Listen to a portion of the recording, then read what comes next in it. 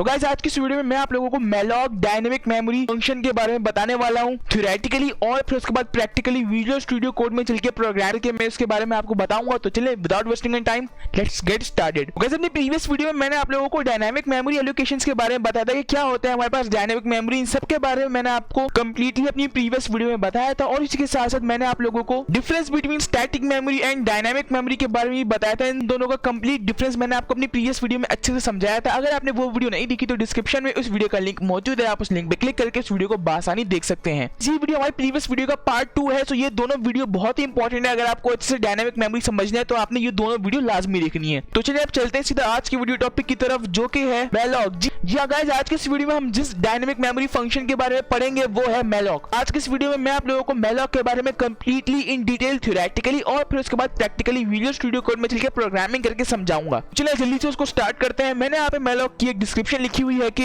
Allocate single block of requested memory. ये single blocks of memory पे base करता है। मेलॉक फंक्शन में हम लोग single block of requested memory का यूज करते हैं। ये हमें मदद करता है सिंगल ब्लॉक ऑफ मेमोरी को एलोकेट करने में, उसमें चेंजेस करने में।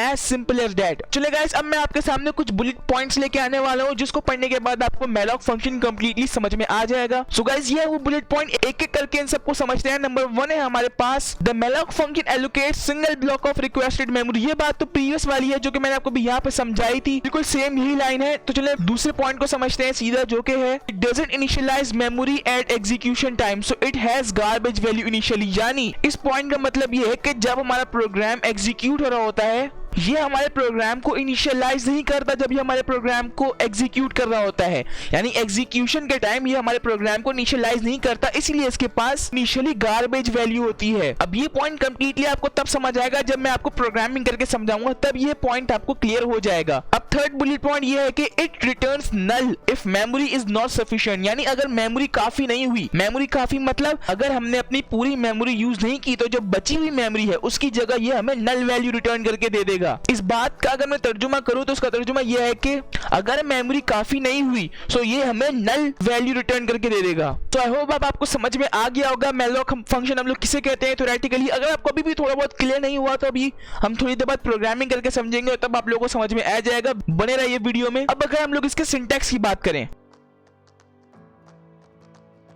सो उसका सिंटैक्स ये है कि पहले हम लोग लिखते हैं पीटीआर। हम लोग किसमें टाइप कास्ट करते हैं पॉइंटर की, हम लोग पॉइंटर की इसमें टाइप कास्ट करते हैं। उसके बाद हम लोग लिखते हैं इंटीजर या फिर कोई भी वैल्यू या फिर कोई भी डेटा टाइप जो हमने सपोज की हुई होती है। उसके बाद हम लोग लिखते हैं मेलॉक। उसके बाद हम लोग लिखते हैं n multiply by size of int, यानी numbers of memory multiply by size of int. अभी साइज ऑफ ऑपरेटर का क्या मतलब है? साइज ऑफ ऑपरेटर का मतलब जितनी मेमोरी इसको चाहिए। अगर हम यहाँ पर बात करें साइज ऑफ ऑपरेटर की तो उसका मतलब है जितनी मेमोरी से चाहिए। अगर हम लोग एरे की मिसाल लेते हैं तो एरे में क्या होता है, एक दफा अगर हम लोग उसमें मेमोरी डिसाइड कर दें कि लेट्स सपोज ये है 17 मेमोरी का एरे, ये है 18 मेमोरी का एरे। अब उसमें 18 से ज्यादा डिजिट्स नहीं आ सकते, क्यों? क्योंकि उसकी मेमोरी फुल हो चुकी है। लेकिन साइज ऑफ ऑपरेटर की मदद से हम लोग इससे मेमोरी और इंक्लूड कर सकते हैं, क्योंकि साइज ऑफ ऑपरेटर का मतलब होता है कि इसमें भी साइज कंफर्म नहीं है। आप इसमें जितनी चाहे उतनी मेमोरी रख सकते हो। इसमें मेमोरी डिसाइडेड नहीं है कि इतनी मेमोरी पहले बनाओ उसके बाद आप लोग ये करो, पहले आप मेमोरी सेट करो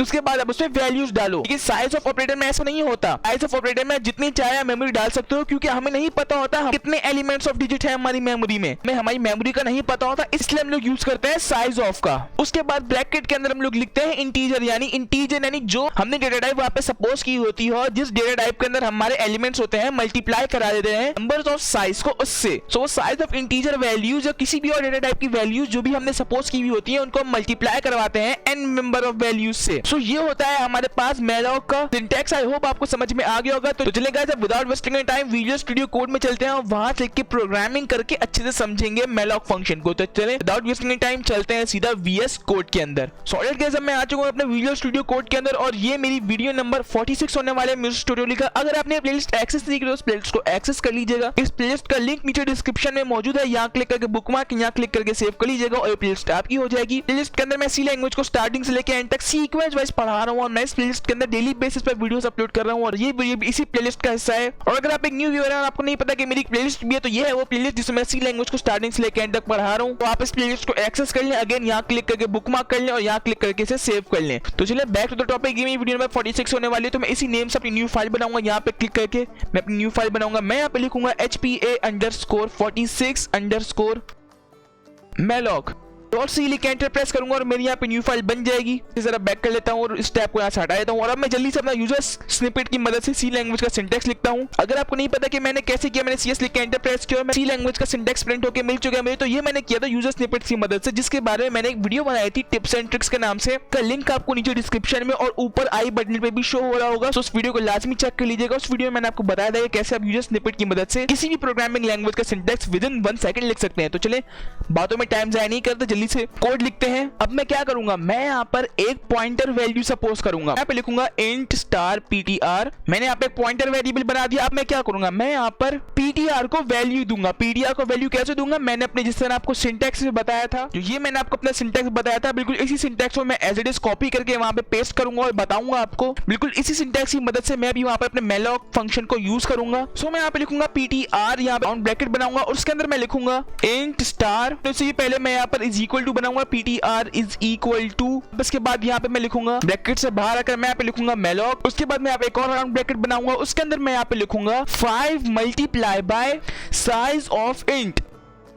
साइज ऑफ इंट लिखूंगा, उसके बाद एंड में यहाँ पर सेमीकोलन लगाऊंगा। लेकिन और उसी के साथ साथ मुझे यहाँ पर एक और हेडर फाइल इंक्लूड करनी पड़ेगी विच इज stdlib.h, जो कि मैंने आपको प्रीवियस वीडियो में बताया था कि हम लोग डायनेमिक मेमोरी को यूज कर सकते हैं यूजिंग stdlib.h हेडर फाइल। यानी इसकी मदद से हम लोग लिख सकते हैं डायनेमिक फंक्शन को। इसके बगैर हम लोग डायनेमिक फंक्शन को यूज नहीं कर पाएंगे। इस लाइब्रेरी, इस हेडर फाइल की मदद से हम लोग यूज कर पाएंगे डायनेमिक मेमोरी एलोकेशंस को। तो अब क्या करना है, मैं यहाँ पे एंटर प्रेस करूंगा, मैं यहाँ पे फॉर लूप लगाऊंगा। मैं यहाँ पे लिखूंगा for int I is equal to 0, I is less than 5 and I plus plus। उसके बाद मैं यहाँ पर अपने कोड में लिखूंगा printf। मैं यहाँ पे लिखूंगा enter %d number of value of this array, \n लगाऊंगा, कॉमा डाल के मैं यहाँ पे लिख दूंगा I। उसके बाद मैं यहाँ पर यूजर से इनपुट लूंगा। यूजर से इनपुट कैसे लूंगा, मैं यहाँ पे एंटर प्रेस करूंगा, मैं यहाँ पे लिखूंगा scanf, यहाँ पे लिखूंगा %d \n, कॉमा डाल के मैं यहाँ पे लिखूंगा m%ptr। मैं अपने पॉइंटर को यहाँ पे यूज करूंगा, मैं यहाँ पे लिखूंगा ptri।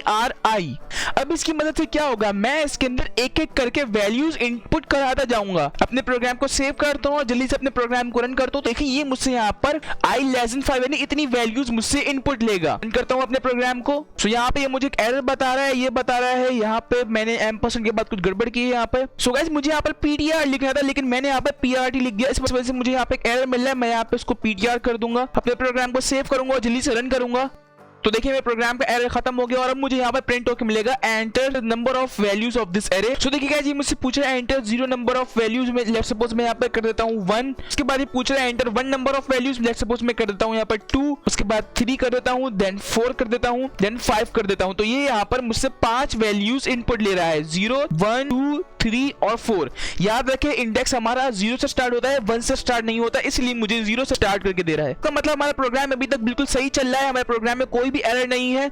हमने यहाँ पर अभी प्रोग्राम लिखा है जिसमें हम लोग डायनामिक मेमोरी फंक्शन की मदद से 5 वैल्यूज इनपुट दे रहे थे यूजिंग अ पॉइंटर। अगर हमें उस इंडेक्स को प्रिंट कराना तो मैं क्या करूंगा, मैं यहाँ पर इसको पूरे को कॉपी करूंगा, यहाँ मैं इसको पेस्ट करूंगा और फिर यहाँ से scanf फंक्शन को मैं यहाँ से हटा दूंगा क्योंकि मुझे यहाँ पर इनपुट नहीं लेना, प्रिंट करवाना है। इसको यहाँ से हटाता हूँ और फिर मैं क्या करूंगा, मैं यहाँ पे लिखूंगा enter the value at %d of this array is %d मैं यहाँ पे लिखूंगा और बाकी इन सबको डिलीट कर दूंगा यहाँ से \n और फिर मैं यहाँ पर i के बाद कॉमा डाल के मैं यहाँ पे लिख दूंगा ptri। अब इस ptr को आप एज अ एरे भी समझ सकते हो, लेकिन यहाँ पर मैंने इसको डायनामिकली एलोकेट किया है, इस वजह से मैंने यहाँ पर इसे स्टार ptr लिखा है। लेकिन आप इसे एरे की तरह भी समझ सकते हो क्योंकि ये यहाँ पर अभी जो रोल प्ले कर रहा है वो एज अ एरे कर रहा है। मैं अपने प्रोग्राम को Ctrl+S2 सेव करता हूँ और अब अगर मैं अपने प्रोग्राम को रन करूंगा तो ये पहले मुझसे 5 इंटीजर वैल्यूज लेगा और फिर उसके बाद मुझे उन 5 को प्रिंट करके भी देगा। जल्दी से रन करते हैं अपने प्रोग्राम को। तो ये मुझसे पूछा है enter 0 number of this value, तो मैं यहाँ पे क्या करता हूँ, अगर मुझे चाहिए कि ये मुझसे सीधा 1 से पूछे तो मैं क्या करूँ, मैं यहाँ पे इसे क्रॉस करता हूँ यहाँ पर और अब मैं क्या करूंगा, मैं यहाँ पर इसकी वैल्यू को 0 से हटाकर 1 कर दूंगा। मैं यहाँ पे कर दूंगा इसे 1, यहाँ पर भी मैं इसको कर दूंगा 1 और फिर मैं यहाँ पे कर दूंगा i less than 5, i less than equal to 5। अपने प्रोग्राम को सेव करते हैं और जल्दी से रन करते हैं। तो देखिए ये मुझसे पूछ रहा है enter 1 number of values of this array, तो मैं यहाँ पे बैकवर्ड प्रिंट करता हूँ, मैं यहाँ पे एंटर करता हूँ 5, 4, 3,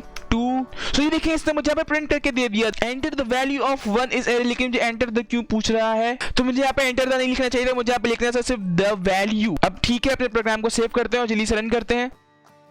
ये मुझसे पूछ रहा है enter one number of value of this array 5 4 3 2। सो ये देखिए गाइस मैंने तमाम वैल्यूज को इनपुट किया, उसके बाद इसने मुझे तमाम वैल्यूज प्रिंट करके भी दे दी। The value at 1 of the array is 5, the value of 2 of this array is 5, the value of 3 of this array is 4, और फिर यहाँ पर दे दिया the value at 5 of this array is 2। So इसने मुझे जो वैल्यूज यहाँ पर मैंने इनपुट दे दी, इसने मुझे वही वैल्यूज यहाँ पर प्रिंट करके दे दी। लेकिन अगर मैं क्या करूँ यहाँ पर, लेट सपोज मैं यहाँ पर 5 की जगह यहाँ पर मैं 6 कर दूं, मैं बढ़ा दूं यहाँ पर एक, मैं यहाँ पर उसकी इनिशियल से ज्यादा वैल्यू बढ़ा दूं, तब क्या होगा, जो कि मैंने आपको भी थोड़ी देर पहले थ्योरी में दिखाया था, it return null if the memory is not sufficient. मैंने आपको बताया था अगर मेमोरी सफिशिएंट ना हुई, अगर मेमोरी काफी नहीं हुई, तो ये हमें एक नल वैल्यू प्रिंट करके दे देगा, जो कि अभी होगा, क्योंकि मैंने इसमें ज्यादा वैल्यूज दे दी, मैंने इतनी वैल्यू डिक्लेयर नहीं की थी। मैंने जो अपनी मेमोरी में वैल्यू दी थी वो थी 5 इंटीजर्स की, लेकिन मैंने जो प्रिंट कराऊंगा वो होगी छठे इंटीजर की। तो देखिएगा छठे इंटीजर में क्या वैल्यू प्रिंट होकर मुझे मिलेगी, और फिर वहां पर आपको ये पॉइंट भी क्लियर होकर मिल जाएगा, it doesn't initialise memory execution time, so it has garbage value initially. तो देखिएगा अब क्या होगा। सो मैं वापस आ चुका हूं अपनी आईडी में। तो मैंने क्या किया है यहाँ पर, मैंने यहाँ पर जो है नंबर था प्रिंटिंग के टाइम वो मैंने यहाँ पर 6 कर दिया। मैंने यहाँ पर इनपुट के टाइम, ध्यान से सुनिए मेरी बात, मैंने इनपुट के टाइम में कोई तब्दीली नहीं की, यानी जो मेरी मेमोरी है उसमें मैंने कुछ चेंजेस नहीं की इनपुट लेते वक्त, लेकिन जो प्रिंट करवाते वक्त मैंने एक एक्स्ट्रा वैल्यू यहाँ पर रख दी, यानी एक नंबर और मुझे प्रिंट होके मिले। अब वो एक नंबर मुझे क्या प्रिंट होके मिलेगा, वो सब आप मुझे नीचे कमेंट में आंसर करके बताएंगे कि मुझे 30 लाइन प्रिंट होके मिलेगी, अगर मिलेगी तो उसमें कौन सी वैल्यू होगी। तो इसका आंसर आपने मुझे नीचे कमेंट में देना है। तो जल्दी से वीडियो को पॉज करें, टाइम स्टैम्प लगाएं और नीचे कमेंट करके मुझे बताएं। आई होप गाइस आपने नीचे कमेंट लाजमी किया होगा। तो मैं आपको बता दूं, हाँ ये मुझे छठी लाइन की प्रिंट करके देगी, लेकिन उसमें ये मुझे गार्बेज वैल्यू देगी।